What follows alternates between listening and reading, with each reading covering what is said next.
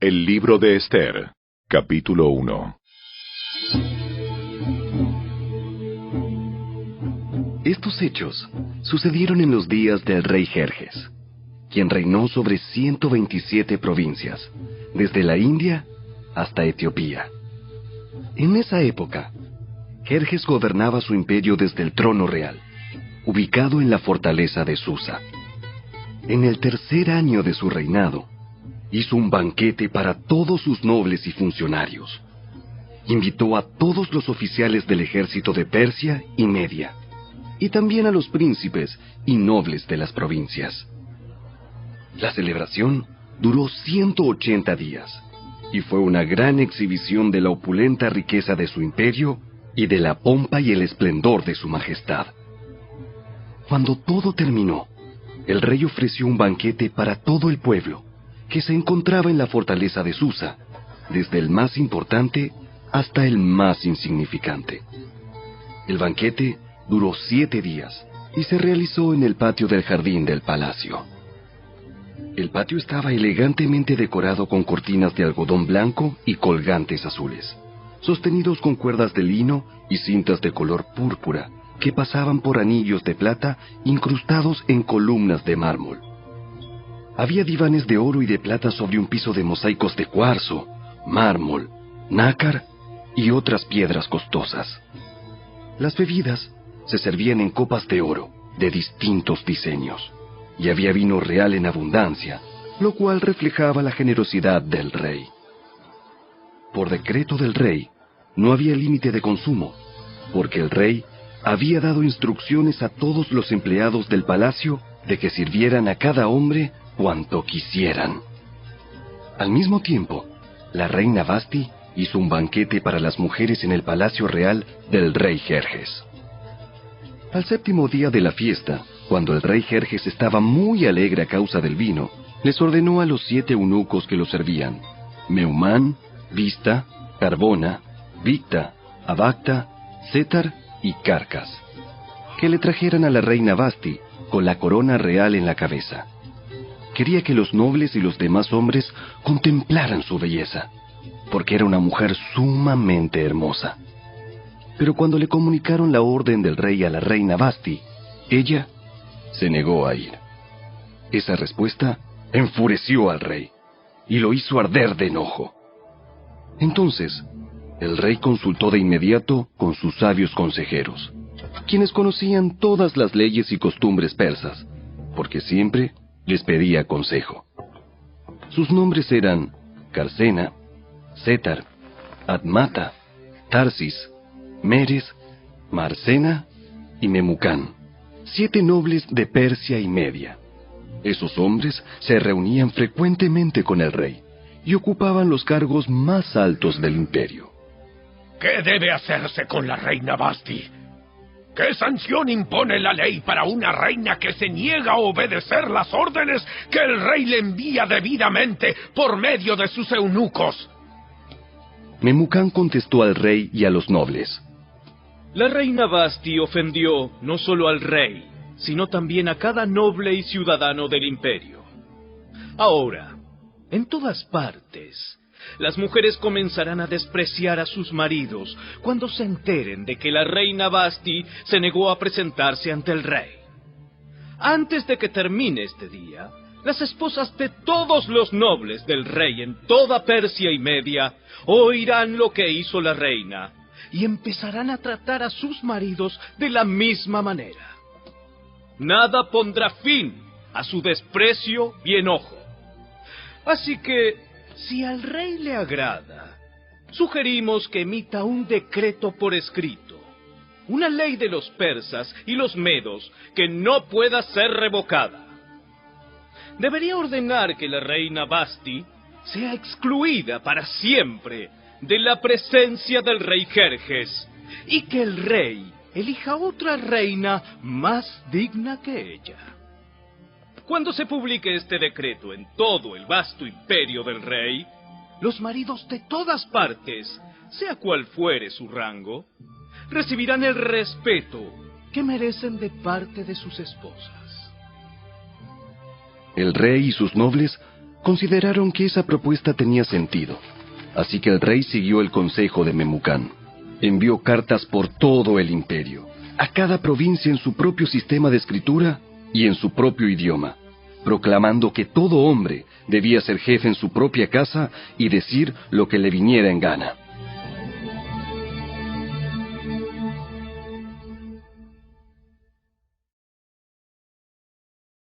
Capítulo 2. Una vez que se le pasó el enojo, Jerjes comenzó a pensar en Vasti y en lo que ella había hecho, y también en el decreto que él había firmado. Así que sus asistentes personales sugirieron lo siguiente: busquemos en todo el imperio jóvenes hermosas y vírgenes para el rey. Que el rey nombre delegados en cada provincia para que reúnan a esas hermosas jóvenes en el harén real en la fortaleza de Susa. Hegai, el eunuco del rey a cargo del harén, se ocupará de que todas ellas reciban tratamientos de belleza. Después, la joven que más agrade al rey será reina en lugar de Vasti. Al rey le pareció muy bueno ese consejo, así que decidió ponerlo en práctica. Por esos días, en la fortaleza de Susa, había un judío llamado Mardoqueo, hijo de Jair. Pertenecía a la tribu de Benjamín, y era descendiente de Cis y Simei. Su familia había estado entre los que, junto con Joaquín, rey de Judá, fueron desterrados de Jerusalén y llevados a Babilonia por el rey Nabucodonosor. Mardoqueo tenía una prima joven muy hermosa y atractiva, que se llamaba Hadasa, a la cual también le decían Ester. Cuando el padre y la madre de ella murieron, Mardoqueo la adoptó, la integró a su familia y la crió como su propia hija. Como resultado del decreto del rey, Ester, junto con muchas otras jóvenes, fue llevada al harén del rey en la fortaleza de Susa y entregada al cuidado de Hegai. Hegai quedó muy impresionado con Ester y la trató con mucha amabilidad. Enseguida ordenó que le prepararan una dieta especial y se le hicieran tratamientos de belleza. También le asignó 7 doncellas escogidas especialmente del palacio del rey, y la trasladó junto con ellas al mejor lugar del harén. Ester no le había revelado a nadie su nacionalidad ni su trasfondo familiar porque Mardoqueo le había ordenado que no lo hiciera. Todos los días, Mardoqueo daba un paseo cerca del patio del harén para averiguar cómo estaba Ester y qué le sucedía. Antes de ser llevada a la cama del rey, a cada joven se le hacían obligatoriamente tratamientos de belleza durante 12 meses. Los primeros 6 con aceite de mirra y los siguientes con perfumes y ungüentos especiales. Cuando llegaba el momento para presentarse en el palacio del rey, se le permitía elegir la ropa y las joyas que quisiera llevarse del harén. Esa noche la llevaban a las habitaciones privadas del rey, y a la mañana siguiente la pasaban a un segundo harén, donde vivían las esposas del rey. Allí quedaba al cuidado de Sasgás, el eunuco del rey que se ocupaba de las concubinas. Jamás volvía a la presencia del rey a menos que a él le hubiera agradado de manera especial y la mandara a llamar por su nombre. Ester era hija de Abihail, tío de Mardoqueo. Mardoqueo había adoptado como hija a su prima menor, Ester.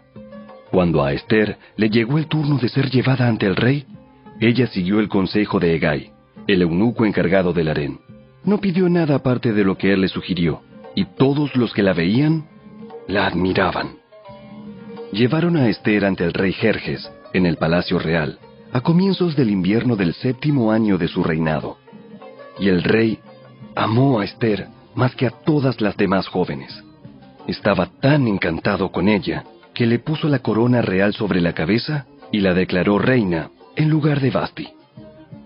Para celebrar la ocasión, ofreció un gran banquete en honor de Ester a todos sus nobles y funcionarios. Decretó día de fiesta para las provincias y entregó generosos regalos a todos. Aún después de que todas las jóvenes fueron trasladadas al segundo harén y Mardoqueo fue designado oficial del palacio, Ester siguió manteniendo en secreto su trasfondo familiar y su nacionalidad. Todavía seguía los consejos de Mardoqueo, tal como cuando vivía en su casa. Cierto día, mientras Mardoqueo estaba de guardia en la puerta del rey, dos de los eunucos del rey, Bigtana y Teres, guardias que custodiaban la entrada a las habitaciones privadas del rey, se enojaron con el rey Jerjes y conspiraron para asesinarlo. Pero Mardoqueo se enteró del complot y le pasó la información a la reina Ester. Entonces ella se lo contó al rey y le dio el crédito a Mardoqueo por la noticia. Cuando se hizo la investigación y se confirmó que lo que decía Mardoqueo era cierto, los dos hombres fueron atravesados con un poste afilado. Todo el suceso quedó registrado en el libro de la historia del reinado del rey Jerjes.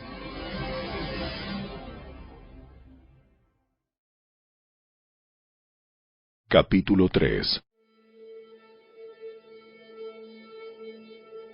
Tiempo después, el rey Jerjes ascendió a Amán, hijo de Amedata el agageo. Lo puso por encima de todos los demás nobles y lo convirtió en el funcionario más poderoso del imperio. Todos los funcionarios del rey se inclinaban ante Amán en señal de respeto cada vez que él pasaba porque el rey lo había ordenado. Pero Mardoqueo se negó a inclinarse ante él o a rendirle homenaje. Entonces, los funcionarios del palacio, que estaban a la puerta del rey, le preguntaron a Mardoqueo: ¿Por qué desobedeces la orden del rey? Todos los días le hablaban de lo mismo, pero aún así, él se negaba a cumplir la orden. Entonces le informaron a Amán para saber si él toleraría la conducta de Mardoqueo, ya que Mardoqueo les había dicho que era judío.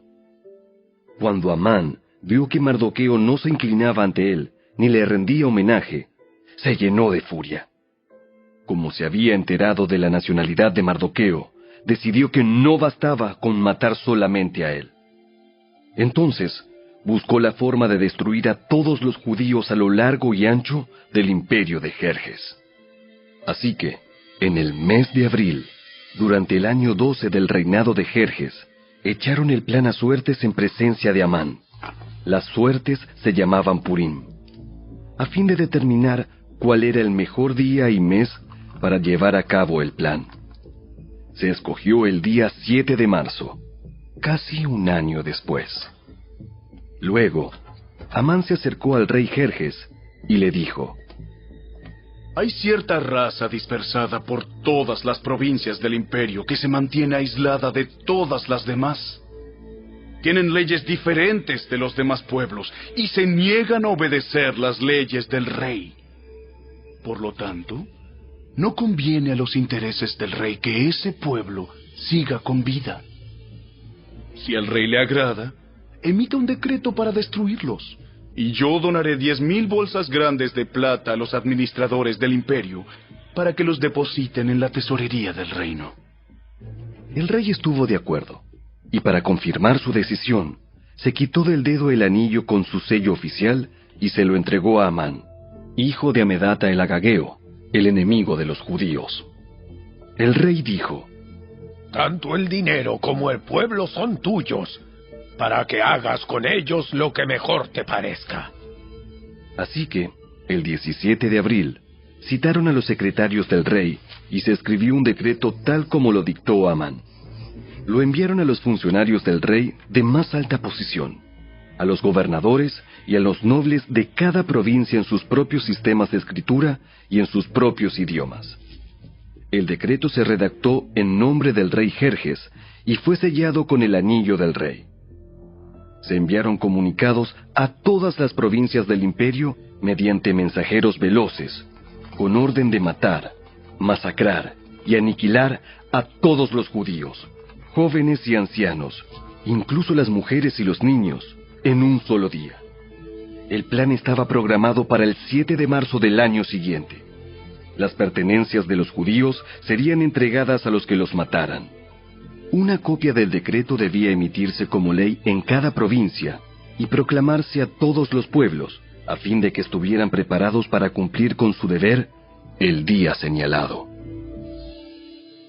Por orden del rey, se despachó el decreto mediante mensajeros veloces y también se proclamó en la fortaleza de Susa. Luego, El rey y Amán se sentaron a beber. Pero la ciudad de Susa entró en confusión.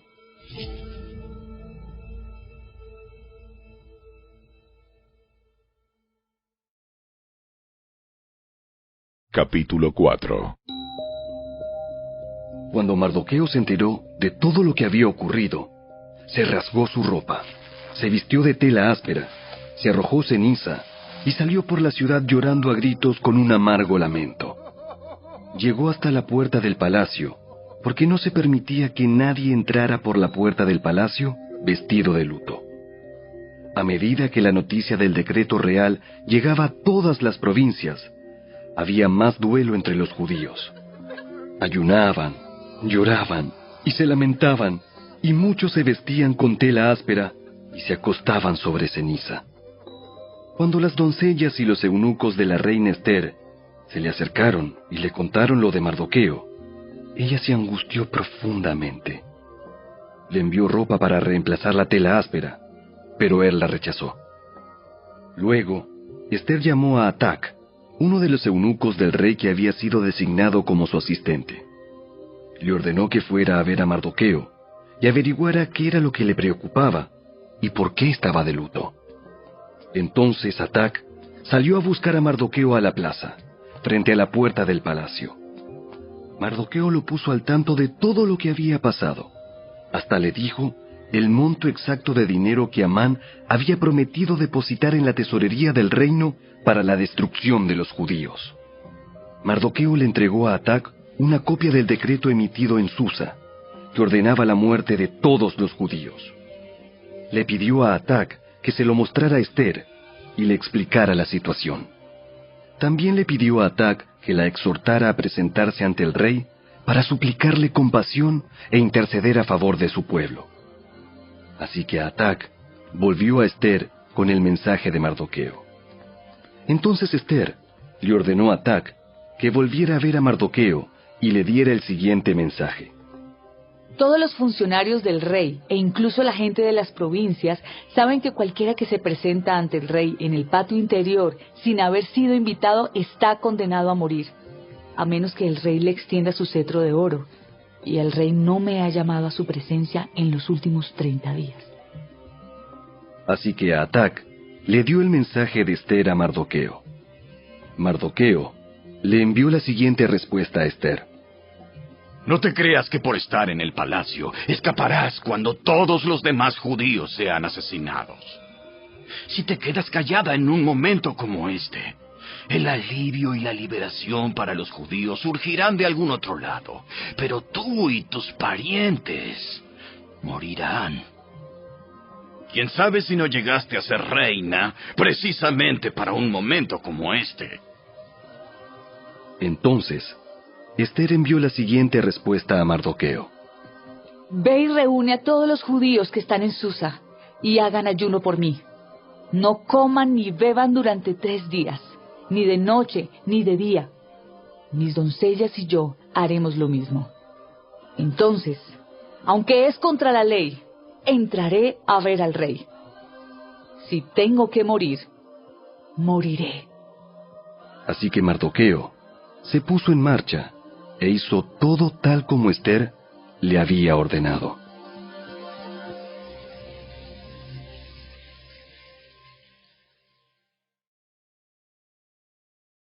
Capítulo 5.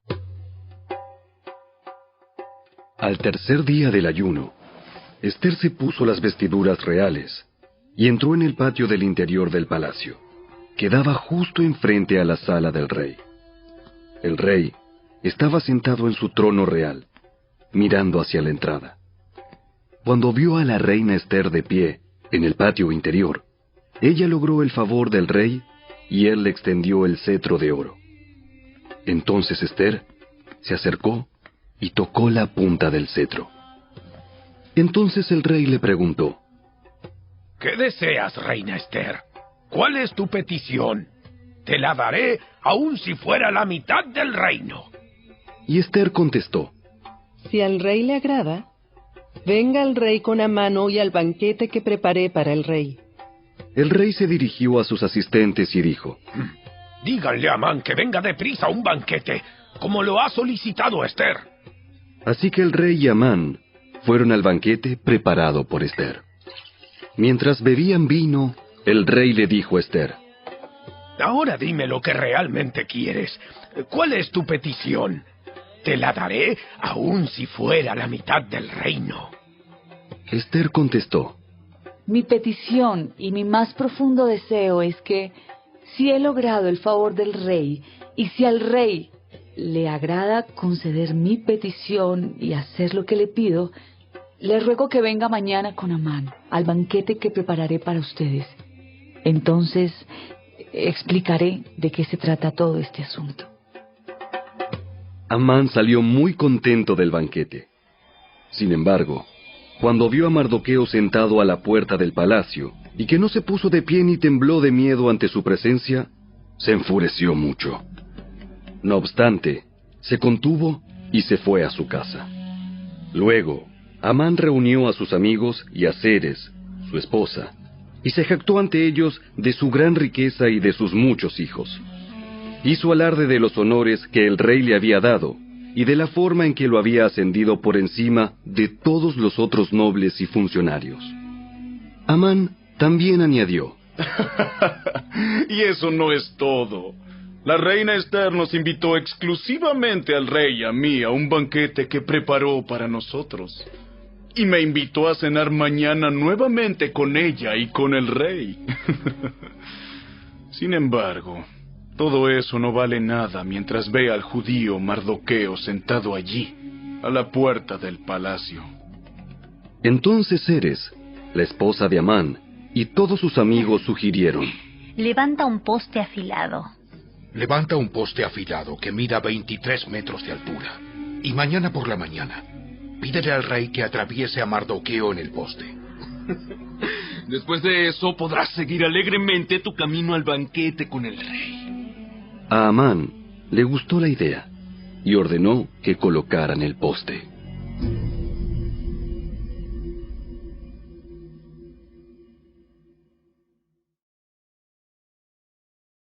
Capítulo 6.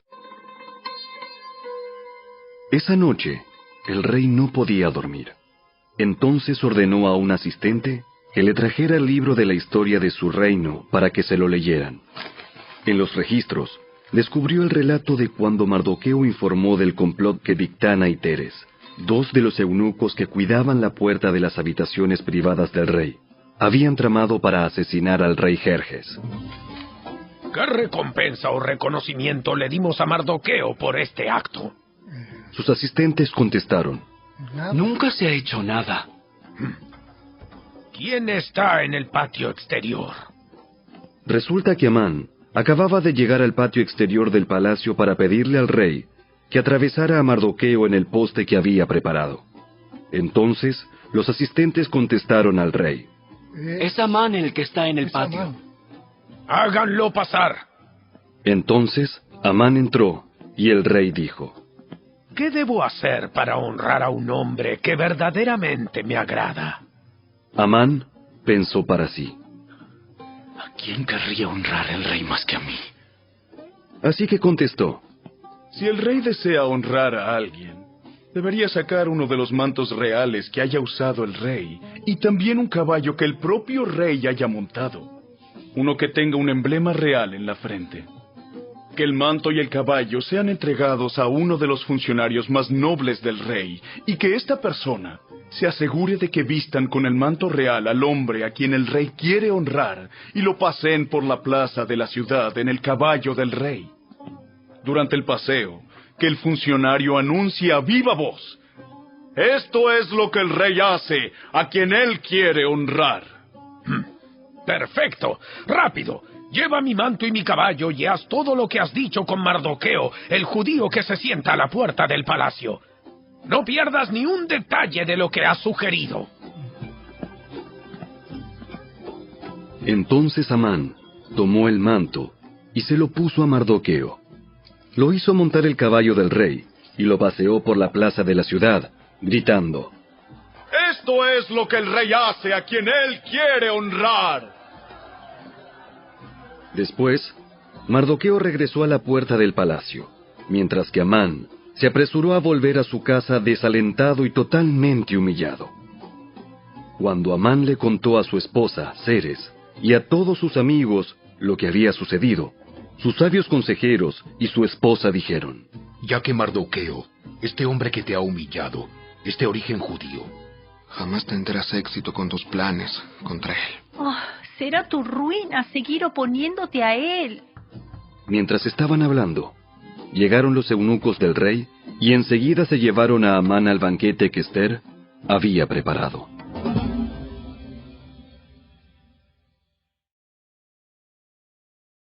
Capítulo 7. Entonces el rey y Amán fueron al banquete de la reina Ester.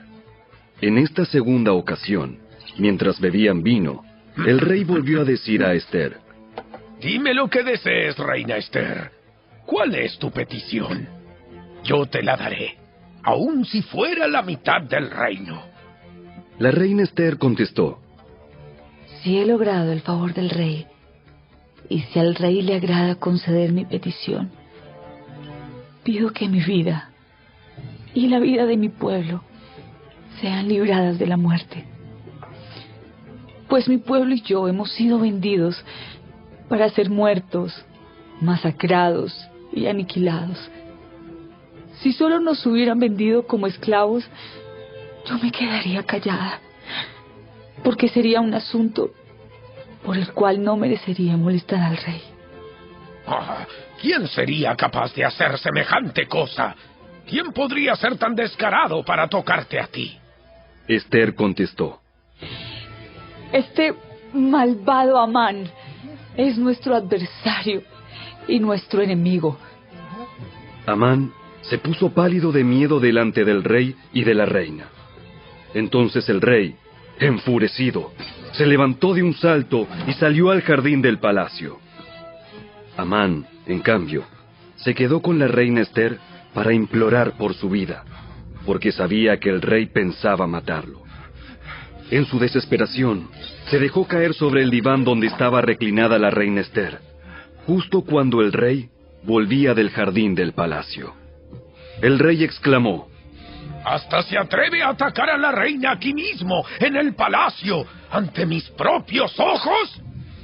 Entonces, en cuanto el rey habló, sus asistentes le cubrieron la cara a Amán en señal de condena. Luego, Arbona, uno de los eunucos del rey, dijo: Amán ha levantado un poste afilado de 23 metros de altura en el patio de su casa. Tenía pensado utilizarlo para atravesar a Mardoqueo, el hombre que salvó al rey de ser asesinado. ¡Que atraviesen a Amán en ese poste! Entonces, atravesaron a Amán con el poste que había levantado para Mardoqueo. Y la furia del rey se calmó.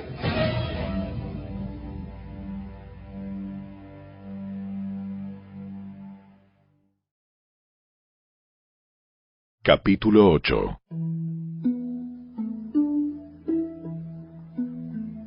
Ese mismo día, el rey Jerjes entregó a la reina Ester las propiedades de Amán, el enemigo de los judíos. Luego, llevaron a Mardoqueo ante el rey, porque Ester le había contado al rey el parentesco que había entre ellos. El rey se quitó el anillo con su sello oficial, el cual había recuperado de Amán, y se lo dio a Mardoqueo. Y Ester nombró a Mardoqueo como encargado de las propiedades de Amán. Luego Ester volvió a presentarse ante el rey, cayó a sus pies y le suplicó con lágrimas que detuviera el plan siniestro que Amán, el agageo, había conspirado contra los judíos. Nuevamente el rey extendió su cetro de oro hacia Ester, de modo que ella se levantó y permaneció de pie delante de él. Ester dijo: Si al rey le place y yo he logrado su favor, y si al rey le parece correcto y yo le resulto agradable, que se emita un decreto que anule las órdenes de Amán, hijo de Amedata, el agageo, quien ordenó la destrucción de los judíos en todas las provincias del rey. Pues, ¿cómo podría soportar ver a mi pueblo y a mi familia ser masacrados y destruidos? Entonces el rey Jerjes dijo a la reina Ester y a Mardoqueo, el judío: Le he dado a Esther las propiedades de Amán, a quien atravesaron en un poste porque trató de destruir a los judíos. Ahora envíen un mensaje a los judíos en nombre del rey, que exprese lo que ustedes quieran, y séllenlo con el anillo del rey.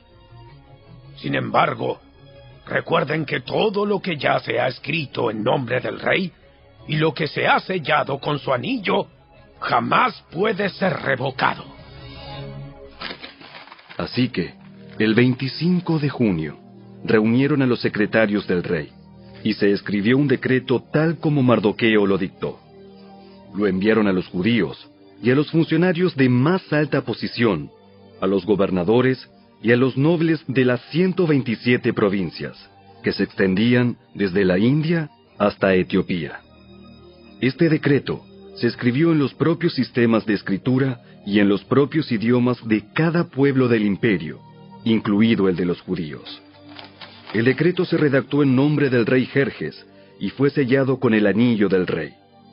Mardoqueo envió los comunicados por medio de los mensajeros veloces, quienes montaban caballos rápidos, criados especialmente para el servicio del rey.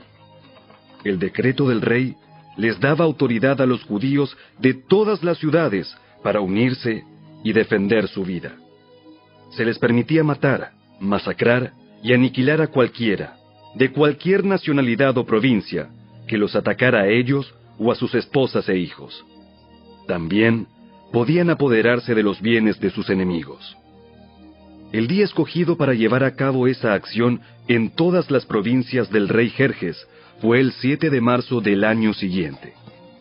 En cada provincia debía emitirse una copia de ese decreto como ley y proclamarse a todos los pueblos, para que los judíos estuvieran preparados para vengarse de sus enemigos el día señalado. Así que, impulsados por el mandato del rey, los mensajeros salieron a toda prisa sobre caballos rápidos, criados para el servicio del rey. Este mismo decreto también se proclamó en la fortaleza de Susa. Luego, Mardoqueo salió de la presencia del rey vestido con el manto real azul y blanco, con una gran corona de oro y con una capa de púrpura y lino de la más alta calidad. La gente de Susa también celebró el nuevo decreto, y los judíos se llenaron de gozo y alegría y recibieron honra en todas partes. En cada provincia y ciudad, en cada lugar donde llegaba el decreto del rey, los judíos se alegraban mucho, festejaban a lo grande y declararon el día feriado y de celebración. También, muchas personas del territorio se hicieron judíos por temor a lo que pudieran hacerles los judíos.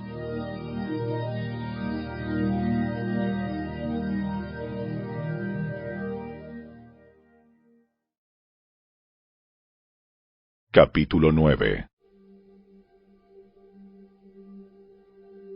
Así que, el 7 de marzo, los 2 decretos del rey entraron en vigencia. Ese día, los enemigos de los judíos tenían la esperanza de dominarlos, pero ocurrió todo lo contrario. Fueron los judíos quienes dominaron a sus enemigos. Los judíos se reunieron en sus ciudades, en todas las provincias del rey, para atacar a todo el que intentara hacerles daño. Pero nadie pudo hacerles frente porque todos les tenían miedo. Además, todos los nobles de las provincias, los funcionarios de más alta posición, los gobernadores y los funcionarios reales ayudaron a los judíos por temor a Mardoqueo, pues a Mardoqueo lo habían ascendido a un alto cargo en el palacio del rey, y su fama se extendía por todas las provincias a medida que se hacía más y más poderoso. Así que, el día señalado, los judíos hirieron de muerte a sus enemigos a filo de espada. Mataron y aniquilaron a sus enemigos e hicieron lo que quisieron con quienes los odiaban. En la propia fortaleza de Susa, los judíos mataron a 500 hombres. También mataron a Parsandata, a Dalfón, a Aspata, a Porata, a Adalía, a Aridata, a Parmasta, a Arisai, a Aridai y a Baisata, los 10 hijos de Amán, hijo de Amedata, el enemigo de los judíos, pero no se quedaron con ninguna de sus pertenencias. Ese mismo día, cuando se le informó al rey el número de muertos en la fortaleza de Susa, hizo llamar a la reina Ester y le dijo: Los judíos mataron a 500 hombres solo en la fortaleza de Susa, además de los 10 hijos de Amán. Si aquí hicieron eso, ¿qué habrá pasado en el resto de las provincias? Ahora bien, ¿qué más quieres? Te será concedido. Dímelo y lo haré. Ester contestó: Si al rey le agrada que a los judíos de Susa se les dé permiso para hacer mañana lo que hicieron hoy, y que los cuerpos de los 10 hijos de Amán sean atravesados en un poste. El rey estuvo de acuerdo, y el decreto se hizo público en Susa. Atravesaron los cuerpos de los 10 hijos de Amán. Luego, el 8 de marzo, los judíos de Susa se reunieron y mataron a 300 hombres más, y otra vez tampoco se quedaron con ninguna de sus pertenencias. Mientras tanto, los demás judíos en todas las provincias del rey se reunieron para defender su vida. Quedaron aliviados de todos sus enemigos, al matar a 75,000 de los que los odiaban, pero no se quedaron con ninguna de sus pertenencias. Eso ocurrió en todas las provincias el 7 de marzo, y el día 8 descansaron para celebrar su victoria con un día de fiesta y alegría. Los judíos de Susa mataron a sus enemigos el día 7 de marzo, continuaron el 8, y luego el día 9 descansaron, y lo designaron su día de fiesta y alegría. De manera que, hasta el día de hoy, los judíos del campo que viven en aldeas remotas celebran un día feriado anualmente en el día señalado a fines del invierno, en el cual se alegran y se mandan regalos de comida unos a otros. Mardoqueo registró esos acontecimientos y envió cartas a los judíos que vivían cerca y lejos, en todas las provincias del rey Jerjes, para motivarlos a celebrar cada año un festival durante esos 2 días. Les dijo que debían celebrar esos días con alegría y festejos, obsequiándose porciones de comida unos a otros y haciendo regalos a los pobres. Ese festival conmemoraría el tiempo en que los judíos quedaron aliviados de sus enemigos, cuando su dolor se convirtió en alegría y su duelo en gozo. Así que los judíos aceptaron la propuesta de Mardoqueo y adoptaron esa costumbre anual. Amán, hijo de Amedata el Agageo, el enemigo de los judíos, había conspirado para aplastarlos y destruirlos en la fecha escogida al echar suertes. A las suertes se las llama Purim. Pero cuando Ester se presentó ante el rey, él emitió un decreto que causó que el plan siniestro de Amán se volviera en su contra, y tanto Amán como sus hijos fueron atravesados en un poste afilado. Por eso la celebración se llama Purim, porque es la palabra que se empleaba antiguamente para la frase echar suertes. Por lo tanto, debido a la carta de Mardoqueo y a la experiencia que vivieron, los judíos de todo el reino se pusieron de acuerdo para iniciar esa tradición y pasarla a sus descendientes y a todos los que se hacían judíos. Declararon que jamás dejarían de celebrar cada año esos 2 días prescritos en la fecha señalada. Esos días se recordarían y se mantendrían de generación en generación, y serían celebrados por cada familia en todas las provincias y ciudades del imperio. El festival de Purim nunca dejaría de celebrarse entre los judíos, ni se extinguiría de entre sus descendientes el recuerdo de lo ocurrido.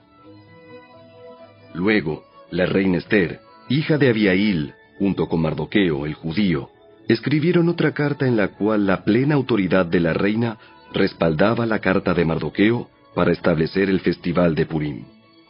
Se enviaron cartas con deseos de paz y seguridad a los judíos de las 127 provincias del imperio de Jerjes.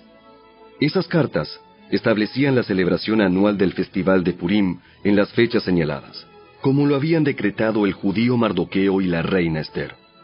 El pueblo decidió celebrar el festival, de la misma manera que había decidido establecer el tiempo de ayuno y luto para sí y sus descendientes. Así que el mandato de Ester confirmó la costumbre del Purim, y todo quedó escrito en los registros.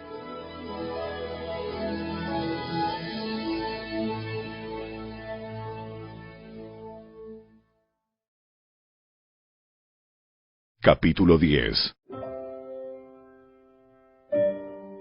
El rey Jerjes impuso un tributo en todo su imperio, incluso hasta las costas lejanas. Sus grandes logros y el relato completo de la grandeza de Mardoqueo, a quien el rey había ascendido, están registrados en el libro de la historia de los reyes de Media y Persia. Mardoqueo, el judío, llegó a ser primer ministro, segundo en mando después del propio rey Jerjes.